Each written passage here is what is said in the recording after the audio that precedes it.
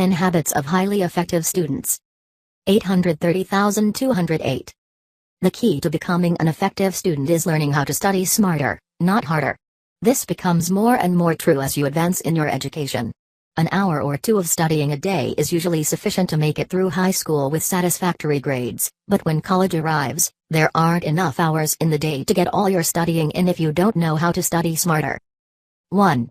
Don't attempt to cram all your studying into one session. 2. Plan when you're going to study. 3. Study at the same time. 4. Each study time should have a specific goal. 5. Never procrastinate your planned study session. 6. Start with the most difficult subject first. 7. Always review your notes before starting an assignment. 8. Make sure you're not distracted while you're studying. 9. Use study groups effectively. 10. Review your notes, schoolwork and other class materials over the weekend.